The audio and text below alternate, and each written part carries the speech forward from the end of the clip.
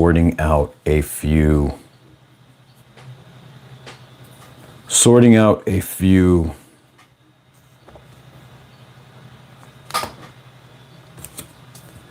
sorry you guys, just getting set up. I'm gonna just be sorting out my Hot Wheels collection, because I want to do a couple of videos in which I was planning on doing a couple of videos. I mentioned this on the channel before. Sorry, just getting myself set up. You guys give me one moment to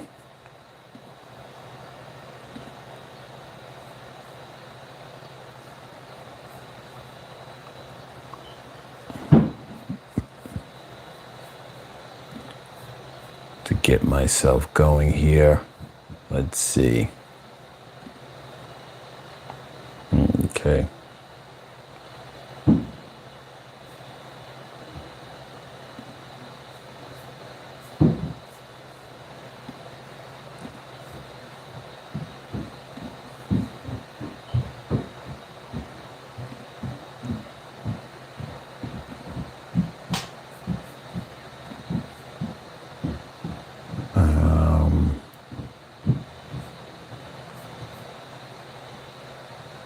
All right.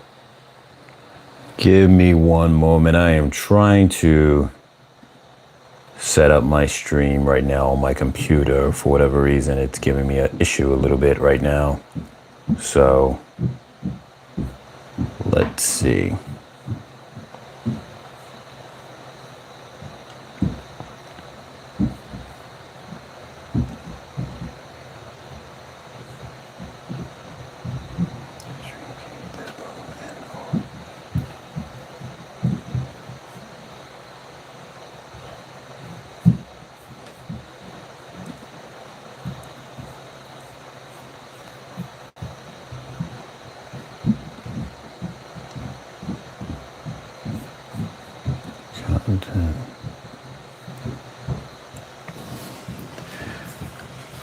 Bear with me, you guys. Having a little bit of technical difficulties at the moment.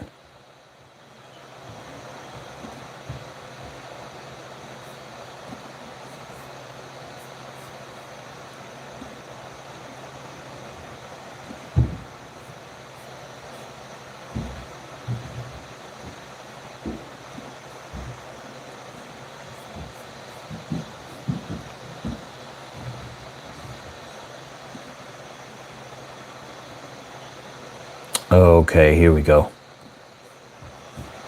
All right, you guys.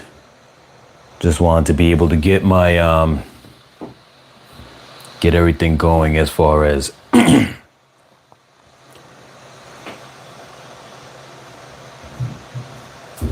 the laptop as well. All right, you guys, so this is just a casual video. Once this post and the live is done, you know, it's something you guys could kind of join in to watch later on. But essentially, I reviewed on the channel a couple of diecast cars, mostly Hot Wheels, but we also do Matchbox when we have them. Now, some people are the type who do not open up they do not actually take their diecast cars out of the packages. I actually do, but I keep the cards because I like to save them in that way. So that way, I have a record of everything. So what we're gonna do here, just casually, we're not getting heavy. So if this is not your thing, that's fine. What I'm gonna do here now is sort out all the cards by brands, because in my collections, I actually have the cars sorted out by brands. This is Dodge right here. This is Ford. And so that's how I keep my collections. I do it by brand. Then within that subgrouping, I do it by car type and keep all the car types next to each other. And that's essentially how I do my sorting. So nothing over the top, but that's kind of how I do things. Now, I plan on reviewing these, some of my different cars, just going through them, whatever the case is, since we're coming to this space, do a review of my entire collection, along with then doing reviews on the individual cars that I might buy after the fact. But with that being said, I just want to kind of get everything organized for that. So I figured I'd do that in the live casually for now. So this right here is a Jaguar, the F-Type. I really was a fan of that when that came out. We got Dodge, Rams in the category of Dodge. So we got Dodge, we got Ford, we got Chevy. We got, there was another Camaro. Let's see, it's 2017 ZL1. We got another one of those right here. Now, one thing I want to say is, for me, the golden age of getting into cars, because it's not just getting into the collecting of cars, I actually is into cars, is kind of what got me into this. Around 2011 is when I got into cars. I had bought a new car at the time. It was a sports car, and it was a Ford. This is the 2017 Ford GT, then and now. And so around that time for me was the highlight of getting into cars. And to be honest with you, got a Raptor here. Excuse me, I'm sorry if I'm a little bit, little congested.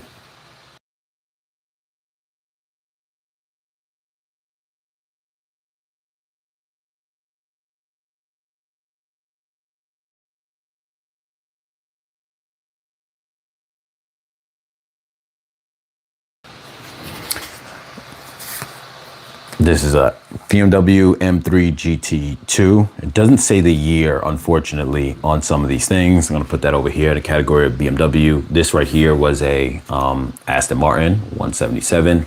And like I said, we got the Jaguar over there. Now, like I was saying, in that time frame, what I realized is this. I wanna say, and this is my opinion, everybody's gonna differ. 2016 BMW M2. I really was a fan of the M2. I got into the cars after that time, like really getting into cars. Now, I used to like cars when I was younger, and most people do. You know, you have your posters on the wall. I had a Jaguar. I forget what it's called. It was a Jaguar 77. Looked really nice. I didn't even really know much about the cars back then. You just loved the way they look. Another M2 in red. I really was a fan of M2. This was great. Obviously, you see as because it's new for 2016. Porsche GT3 RS. Let's make a category for the Porsche. We're gonna throw that right over there. And then most of the other cars that are like that, I kind of will group them together. So I might end up doing that here just for the sake. Hey, I'll do that here just to save space. Anything that's a little not like the main car companies where I got a lot of them, I'll put over there. Now, technically, that could and should be the same with the. I'm gonna put Porsche by itself though. That could be the same with BMW because not a lot of them, but still, we're gonna do that for now.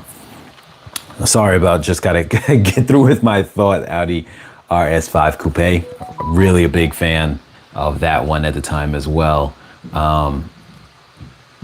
For now, I'm gonna put that over here, and then we'll sort through all the other ones later on. I feel that in that time frame. What car is this? See, the problem with this is I want to say it's the Corvette. I'm pretty sure it's the Corvette, but it's not telling me specifically which one it is. Cars of the decades, but I'm pretty sure it's the Corvette. It's the only one on this list that I can see that I will get.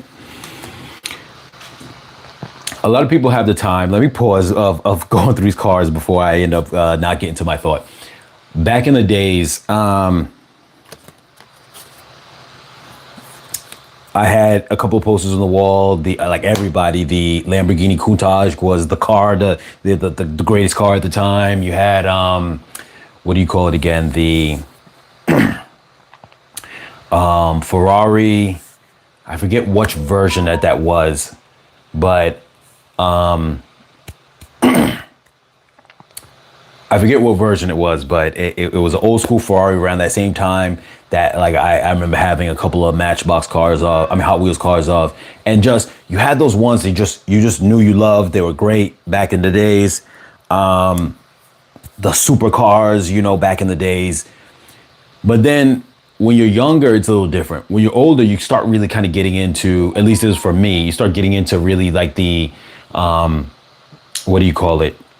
The actual details of the cars, like, the engine, the horsepower, like, just really diving into like the history of it, the car culture. And for me, that was in like I said, around 2011. And then what I realized for me, and I guess everyone's going to feel differently about this, to me, that became almost the golden age for my experience of cars, and the cars that I liked was maybe 2010-ish, we'll say. Maybe you could say 2008 was when some of these cars were kind of really getting in that space, but around 2010, we'll just say for a round number, going up to maybe 2008. I'm sorry, going up to like maybe 2000 and I want to say maybe like 16 to 18. It wasn't a large window, but what you started having, this is an Infinity. I'll put that over the side here.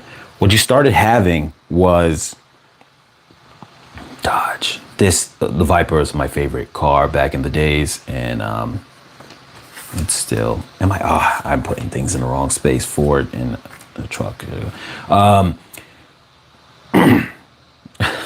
I'm losing my train of thought now. What you started having is just kind of like this trend of like where I felt like everything was focusing on.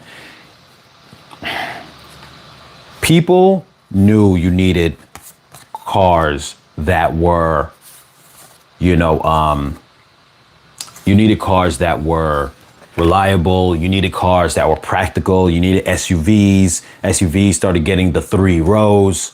And whatnot, and all that kind of stuff. Minivans were going away with because it was like, okay, they give you the space, but no one really wants a minivan. And in addition to that, the minivan was kind of just replaced by the SUV having its 4-wheel drive and 3rd-row seats.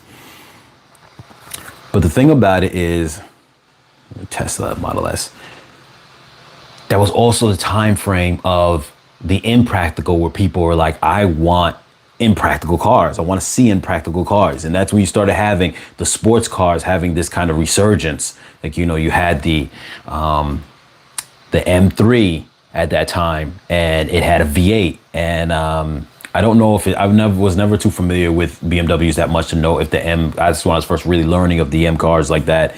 And in like 2010, 2011. And you had this also, I'm going to get to that in a moment, the LaFerrari, is where the hypercars came into play. I'm going to make a separate column for the Ferraris because I know I got a couple of them. And essentially what it was, and look at that, it says new for 2014, it would have said for that because that was that time frame, like I said. And what made it so amazing was the fact that these cars were not practical, but you had the Mustang came out with and that was the car that I ended up buying, but they had the V6 with 305 horsepower. You had the V8 with like 420 horsepower. You had the Boss 302 come back out, which was a track built amazing car, and I have that one here in this collection. Amazing Laguna Seca version. You had the Camaro that then reintroduced the ZR, the ZL1, I think it was the ZL1, because I'm getting it confused with the ZR1 from the Corvette. You had the Corvette at that time too, the ZR1. What was the Camaro I just said? The ZL1, yes, the ZL1 came out, that's 2017, but you had one come out for like 2014. And maybe even before that, but I know during that time that you had like the Shelby came out a couple of years later after the Boss 302, where it was 600 something horsepower the first time it got like crazy like that. And that was the one, 2013 was the one where Shelby passed away. Carroll Shelby passed away.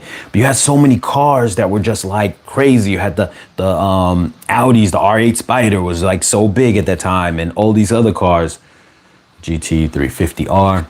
And it just really was this resurgence of just impractical cars. My favorite car of all time came back out. The Viper got its a pushback in like 2013 when they said it wasn't going to come back out, and it did. And it just was just very amazing to me that, you know, during that time. So for me, that is the golden age for me when it comes to that. This is the Porsche. It says 918 Spider. This is the hypercar one. I wanted to get this in a different color too for the Porsche, but I never was able to because it wasn't easy to get. And then this is the McLaren P1. F1 technology meets hybrid power and the very limited production plug-in hybrid sports. Okay, this was the hybrid. This was the other hypercar. Okay, because sometimes I get confused with the names. I haven't read them in a while, but this, the McLaren.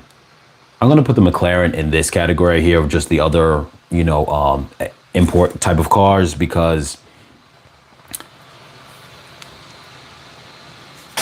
my light's acting a little bit up. With the other import cars because I don't really have enough McLarens to make up a you know, huge grouping of them. Porsches, I got a good amount, and it's mostly the same kind of Porsche. I never was a fan of Porsche, to be honest with you, in the beginning. And what happened is, this one I recently reviewed, and what happened is I actually became a fan of just particular ones. And so I bought those ones, which is like the GTR2 and the GTR3. I think more so the GTR3.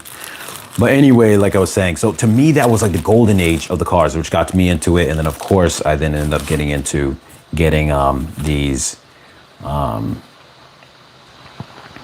into the Hot Wheels because I was like, I want to get some model cars, but it's so expensive and having space for model cars. This is a nice one right here. Customized from this guy. I forget his name, but it says it on there, but I can't read it. You guys would know. I used to know, but kind of fell out of it in terms of knowing, but it's great casting. So yeah, these were the most affordable to get into, like, say, model cars, you know? And it was awesome. So that's what kind of brought me into that space. But just during that time frame, I just think that it was like the best time frame for getting into cars. Acura. Acura is a sub-brand or sister company of Honda. And I don't think I have enough Hondas to make their own thing, but I'm still going to put it on the side here anyway. 2020. Honda 98 Honda Prelude. And the reason why I grabbed this one is because this one, years before it, this is a what I say, 98. A couple of years earlier than that was my brother's first car. So for us, and he's a little older than me, so for us, that was like our first just kind of independence of just kind of driving around and all that. Jaguar XCX. This one I was throwing them in here for now, but we're gonna sort through all those ones later because they don't have enough to make up 1901 to make up McLaren Senna. Don't have a lot of McLarens, but there's a few. This I really loved when this came out. I ended up buying 2 of these. I loved the way this casting looked, and it was like also used in the ID cards ones on the same molding, and this one had like the little front bumper can go up because it's supposed to be track ready, so if you want to use it on the Hot Wheels tracks. But the casting on this, the colors, everything just looks so nice on that one. Another P1. Jaguar. The Shelby GT 350. GT, this is my Viper. GTSR, the SRT. This is when SRT, it became its almost like separate brand, SRT, as opposed to Dodge. That's when it came as the 2013 one. They kind of made it like a little separate company. I had two of these same ones because it actually was damaged, and then I told Hot Wheels, can they replace it? And they sent me a replacement.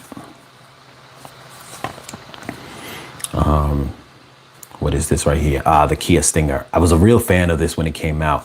2019. So the cars were still, this is near the ending era, I would say. 2020 is close to the ending era of that time frame that I mentioned, 2010, 2020, where the cars were like fading away from being impractical to trying to be a little bit more practical. But yeah, it still was part of that golden age. Audi RS5. This one's a nice one too. This one came from, I forget it's not saying the type that it's from here, the collection type, but this is the 69 Ford Mustang Boss 302. I love those kind of old school bodies on this. Really nice. This was also from that same kind of wave. This one right here is the, which one is this one? I ordered these all together, that's why. This one is the 70 Dodge Hemi Challenger. And then this one right here. Did I order the whole collection? I don't know. This one right here is the, I think it's the Torino, Ford Torino. That's a Ford? I realized, yes, I remember that. Well, that was a little off and not being familiar, so it's going to the Ford pile. This right here, from Fast and the Furious. This one, see, sometimes I hate when it doesn't fully show it on there, but this is the 70. Well, you can count them across because it says 8 of 8 is what car this is. This is the Dodge Charger 70, so it was Dom's Dodge Charger, the closest one I could get to it, you know. This one I really liked. It was a wide body, and it is custom 2014 Ford Mustang. This is the body type of the Need for Speed one. I have the Need for Speed one. I had to get that right when it came out, and I'm glad I did because you can't really get that anymore. And I love that car in that movie. Like I'm a big fan of my favorite cars were, at least back in that era. I don't know if it's changed now, so I'm just gonna go off my same what it was back in like 2011 to like 2015, 2016, whatever the case is, was Ford Mustang, the Dodge Viper. This was my number one, and then the Corvette. So that in that movie to me was just awesome. It was just super awesome. Here we have the fastback here. And then we got the Audi Spider here.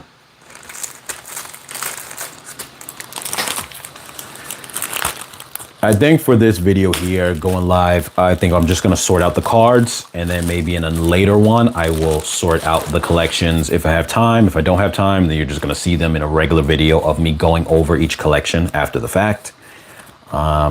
This was the moving parts Camaro.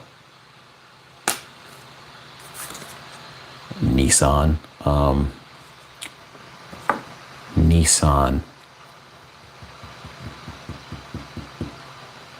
Nissan is the sister company to, well, I'm having a brain fart on this because I've been out of the car space for a little minute now. I want to say that it's Infiniti. I could be wrong because I do have Infiniti on here. I want to say Nissan and Infiniti. I'm guessing like later on I'm going to have to really look that up. We got the Honda Civic Si, which just looked really nice to me at the time. Also, too, those got popular because I believe, if I'm not mistaken, those were the ones that in the Fast and the Furious also. This right here, Nissan, another Nissan. So I'm going to throw that over there. I don't have a lot of Nissans, but I do think I've got Godzilla. If I see one more Nissan, I might make its own pile. This right here, Acura NSX.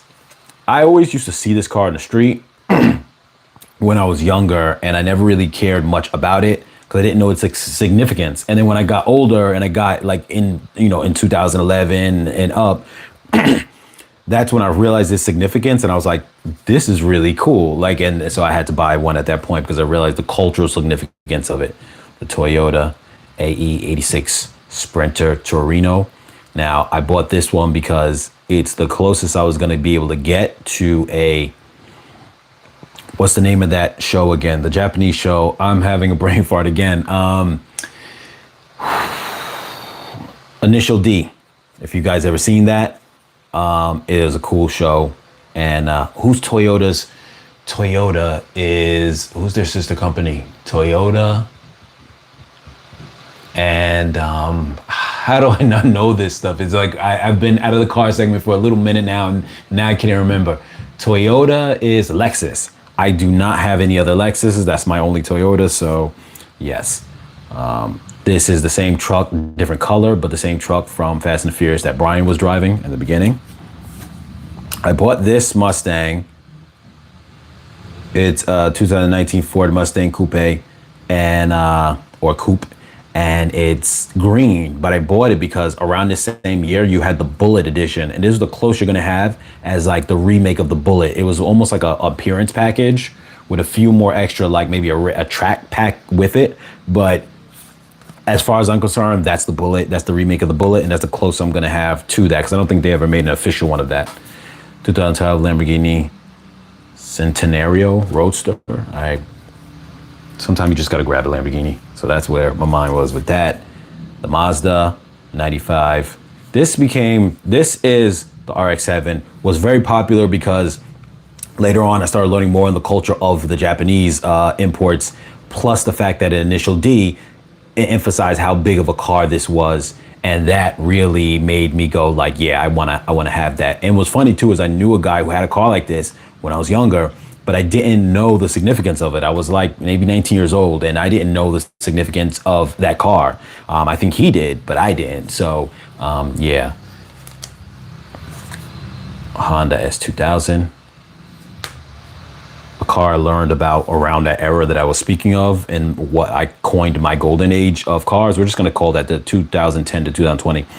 And I learned about it, and I realized how good of a car it was. Porsche 911 GT3 RS. I love the decals on this one. This is also by like a known race type of guy. This is the Nissan Silvia. I just love the way this one looked. And at that time, I was getting really into learning about the Japanese cars. Like I knew of them back in the days. Obviously, your Hondas and your, all your other stuff. But when I was younger, but like I really understood it better. Like I said, after I got into that space of, I was looking at all these car videos, Car and Motor, all these things. I used to get the magazine, all that. But even after that, getting into Initial D and then like really researching people taking old cars and building them up is when I realized that the importance of like even this car and all those kind of cars like that, which those more vintage Japanese cars, which were awesome. This is one of my only the mid-engine C8 Corvettes, because you really didn't have them, and whatchamacallit wasn't really making them. Hot Wheels wasn't really making them except for racing editions with racing decals, but not like a regular one. So Matchbox came in the clutch with that one. This is a Dodge Charger RT, similar to the one that Toretto drives, but I got that before. That was just on one of the pegs. I got that before I was able to get the one from the Fast and Furious. Dodge Viper is an old school one, so I just picked it up. Now, what's funny about this is I actually bought my kids a bunch of Hot Wheels cars when they were younger. And this wasn't that long ago because they're not that old. So maybe about like 5 years ago or whatever the case is. The thing about it is afterwards, I realized when I picked up this car, I'm like, wait a minute, this is a Dodge Demon. And I'm like, all right, I'll let them use this. I'll let them rock out with it. They can do whatever they want. I'm just gonna go get me another one. I went looking for it. I couldn't find it. I went online. I saw expensive prices. I'm like, I'm taking this from them. They're too young to notice the difference. I took it from them because I couldn't find it again. Great colors. Later on, I got a different type of version, one with like Real Rider wheels. If you guys aren't familiar with that, that's the rubber wheels that feel real. But I was like, no, this right here is a great car. I may not be able to get it again. So I'm like, I have to take that off their hands rather than to just wreck it. And all the cars they had back then, they used to love them for a time period. And now they're gone. They're lost in their toy chests. And I'm like, yeah, so I'm glad I took that. The Dodge Charger, I just felt like I had to have a Charger in the mix. I'm not a big fan of them. I think it's a great car. I think it's like a very good, well-rounded, balanced car. If you want something that 4 doors, family car, yet sporty car, all that kind of in between, very great. I wasn't a huge fan, but I appreciate the car a lot. This right here was similar to the red one I had got. I love the red one that I mentioned before, but like the blue one, I just got it just to finish the collection of it. But I really like the red one, and the blue one is not as good to me. This just looked really nice. So this is one that I had because my kids had it. I bought one for my kids. I was like, I got to get one for myself. And I was able to get one of these Chevelle, 70 Chevelle SS. Why am I having a brain fart? Who makes this? I'm pretty sure it's Chevy, and it's not Dodge. I'm gonna have to look that up though, because I knew back then and I don't know now. See what happens when you start living life and going through all these whatever, what life brings your way, you forget about your knowledge of fun things that you loved back then. So, but I'm pretty sure Chevelle SS is Chevy because Chevy was always the one who had the SS moniker. Another Dodge Charger, but this one's without the big engine in the front. And then my last set of packs right here.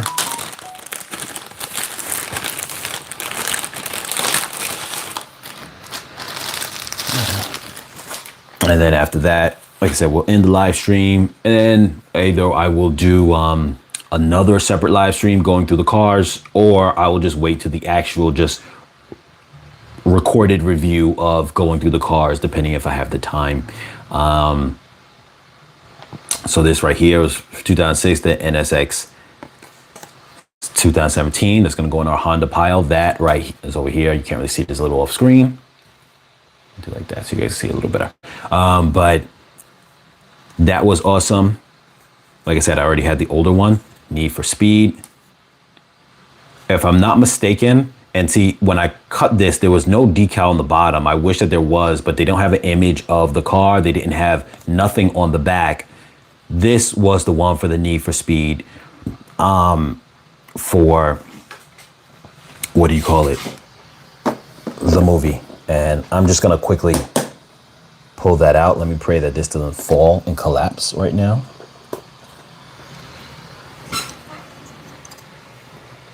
I love this car in the movie. I love it because I was more of a fan of those body styles from 2000 and I believe it came 2010 to 2014. There was some slight modifications from 2013 and 14, but nonetheless, the general same body design.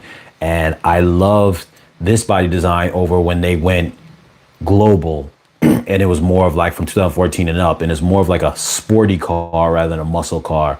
And this to me was like the pinnacle of that. This plus the 2013, which they never made a car of, the 2013 model Shelby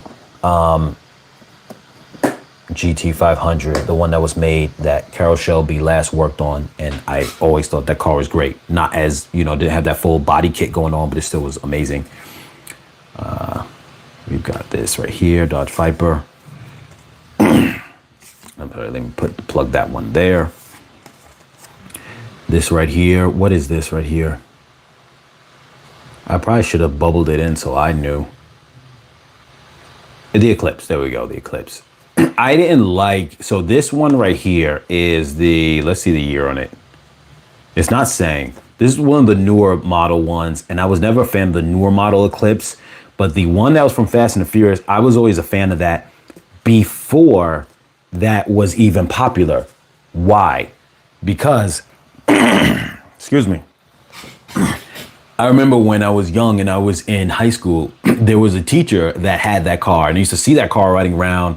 It wasn't my teacher, but it was a teacher when I was in high school, and she had a red version of it, and it just looked amazing. I love the back of the car. I love the slickness of the car. During that time, it was a very slick car, and this was before the movie came out. So when the movie came out, I was like, "That's that car that I like," you know. So it was awesome. I would have loved to have one of those, and I remember playing Midnight. What's that game again? The street racing game. Oh my God, Midnight Club. I want to say it's Midnight Club, and they had one of those in it. I used to ride it all the time. I loved it. It was great. So this right here, Hot Wheels collection, 2010 Mustang GT. This is, if I'm not mistaken, just a generic red one. And I think the reason why, if this is the same one I'm thinking of, and the reason why I bought this is because it was the closest to the 2010 to 2012 body styles that was in a regular form. They didn't have, which was of the year of that was the same body style as my year's car. But the only difference was that, like I said, they didn't have a specifically a 2012, but the body styles for the most part was the same. So it's as close as you're going to get. But the one that's my exact year is not, my version, which was the 2012 Boss 302.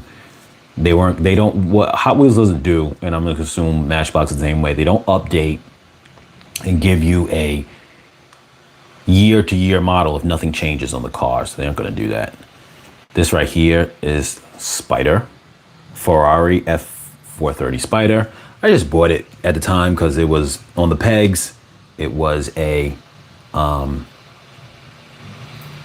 wait a minute, I'm mixing groups right now. This is the LaFerrari. This is the Ferrari. Okay, yeah. But I wasn't necessarily a fan of it. There was nothing about it that stood out to me.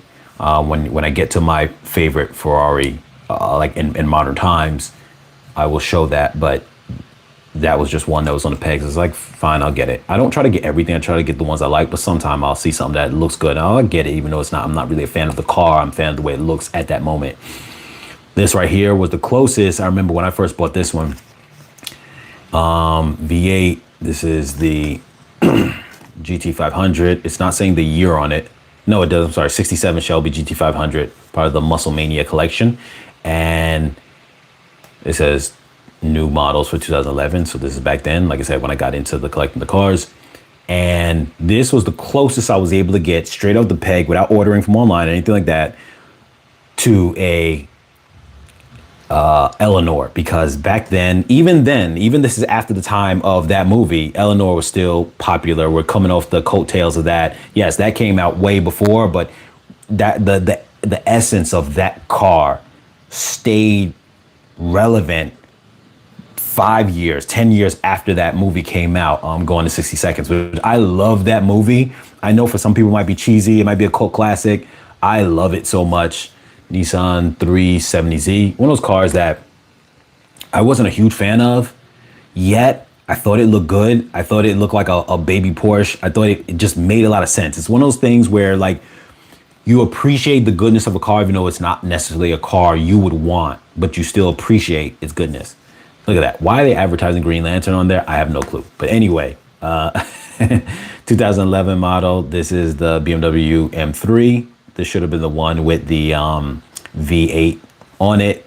That was one of my earlier ones I was getting. Like I said, I got this around the same time that they had a video. I remember comparing the 2000 and I want to say 12 GT, 2011 or 2012 Mustang GT versus the M3. And they were within milliseconds of each other on the racetrack. And the Mustang cost a fraction of the price. So that was something that kind of really just stood out in that video. I just thought it was great. Maybe about a good like $25,000 cheaper. It was a nice time. This right here, also around the time for Shelby GT500, but this is coming from the earlier years of it. Not earlier years, but before it got the extra boost on the engine. So this engine was okay, but it wasn't great until like that was maybe like 2010, 2011, and then they got the 2013 where it got the 600 something horsepower.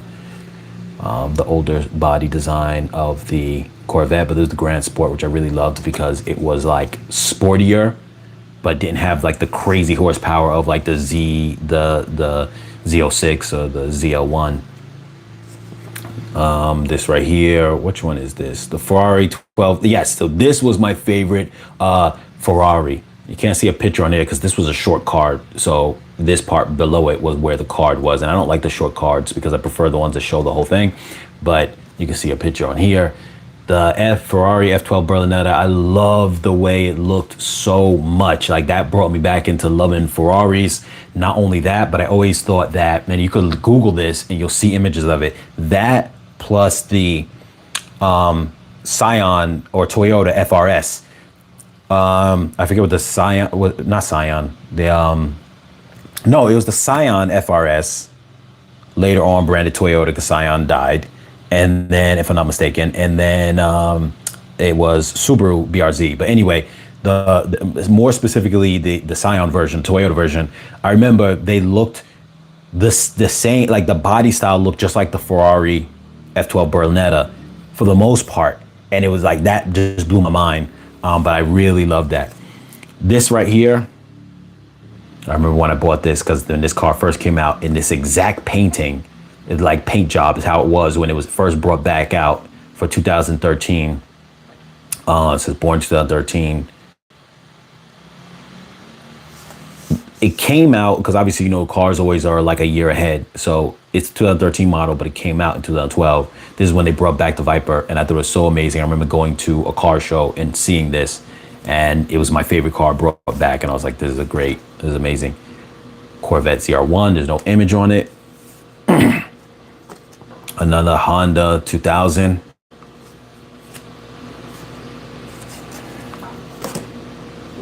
So this is when they brought back the Camaro ZL1. This is what I was saying before. They had this out during the time that they had the 2013 Shelby. So both of these were just crazy horsepower. The big bads of the Mustang and the Camaro at the time. And I remember watching a video on it for, I think it was Car and Drive or one of those ones, Motorsport or one of those ones. And it was just really nice. They were just emphasizing driving around all of New York City, New Jersey, and they went to some tracks. And they were just emphasizing how great these cars were for just being wild and over the top. And I just loved it. Another Ferrari, one of the more old school ones. Aston Martin 77. Aston Martin 177. I actually seen, I believe it was one of these cars one time parked on the sidewalk, and I'm like, that's an expensive car. How is that just there? But anyway, GT 500. This right here was a Super Snake, so it's probably almost the closest I was gonna have to, and this has like the metallic flake, red flake color. The closest I was gonna have, it doesn't look the same because it's the Super Snake version, but the closest I was gonna have to a 2013 body style Shelby, like the one when Carroll Shelby died. That's the closest I'll have to that. V8, it doesn't say the horsepower on it, but yeah. This right here, also just another Shelby, 2010. Gallardo. Nice. Very clean car. Became almost like the de facto Lamborghini at that time. Viper 2008. Viper SRT. This was like super track focused, just a really amazing car. But every year of the Viper, like to me, it just got better and better. Not everyone feels that same way, but to me, it just got better and better to where like, not that I didn't appreciate the older ones, but it was just one of those things where they just looked so good that, yeah. This also too, I remember, okay, I can't remember. I had a different one here that I had showed a card of this one, and I don't remember which that was like. I think that's a blue one or just a regular generic one. This was a red one. So this was what the one I meant to say was the closest I would have to like just that regular year of 2010 to 2012, all had the same body style. This right here is the Boss 302. Very nice. And when this came out, I just was amazed by the car for the price. This is what made this also the golden age during that time. This car had 444 horsepower, 380 foot-pounds of torque, And the original GT for the same year had 390 foot-pounds of torque, but 420 horsepower. So a little less horsepower, a little more torque. But between the weight, between the tires, between like the handling, between everything about this car, it was a monster track car for the price. The price on this car was $40,000. It was at the equivalent time, the equivalency of a supercar performance. It would have ran laps around a BMW M3 and still being cheaper. It was amazing. I regret that I had a chance to probably buy this car. I did have a chance to buy this car and I didn't because I didn't know much about cars. So at the time I got a different type of Mustang of that same year, just saying to myself, well, the deciding factor was I didn't realize how rare this was, but then also too, it wouldn't have been this is the Laguna Seca version, which is more expensive, about $7,000 more expensive, but the regular version I could have got, but then I had, I was like, well, it doesn't have Bluetooth connectivity, so my creature comforts aren't going to be that good. I didn't realize at the time, because I didn't know as much about cars. I was just getting into cars. And sometimes after you buy something is when you do the most research. Let me know down in the comments if you're that same kind of person. After you buy the thing, you do all the research about stuff afterwards. You get a new, whatever it is, maybe you get a new computer. Now you dive into learning about computers. You get a new phone. You dive into learning about all the other phones. And so I did that after the fact, and I'm like, yeah, even though this one had a certain creature comforts, it didn't have leather seats either. That wasn't even an option. I would have loved this one. And I actually like this version better than the 2013 version, which has more of the creature comforts and everything about it. But something about the style of 2011, 2012 body style to me looked better than 2013, 2014 body style, except when we're talking about the Shelby. Stingray Corvette, that's when the Stingray first dropped, which became such a big deal at the time. And this right here is the Porsche 911 GT2, the first Porsche I ever bought in my collection. So yes, I have a few other ones that I purchased years back that I've never opened. So those will get revealed on the channel as reviews. While the rest of these, now that they've been sorted, I will take them out of their containers and do a thorough sorting. What I'm gonna do for now is I'm going to group these up together so that way when I put them away, it's easier for me to kind of go through them. And what I'm going to do is I'm going to take the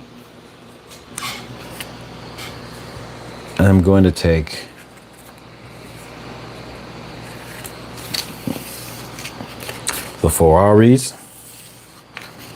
the Lamborghinis, the BMWs, the Porsches,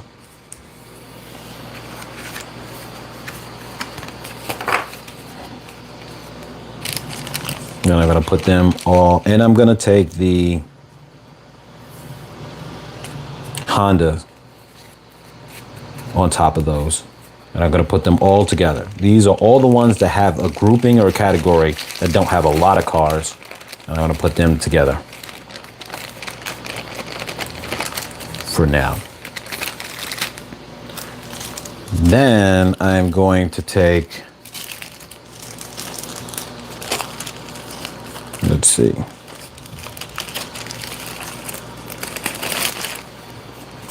Ford is going to get their own bag.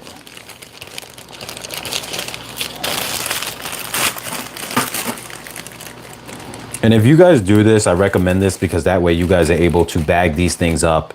And then that way, you know, they don't have damage from air. And then I put them all in this to give them even more security. So that way they don't have damage from air. So even if you have too many to pack in here that this is open, you're still gonna be able to seal it in the bigger one. We're gonna put all the Dodge ones here.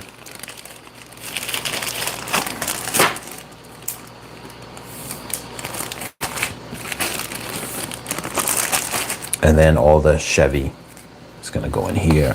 Take a separate one for Chevy.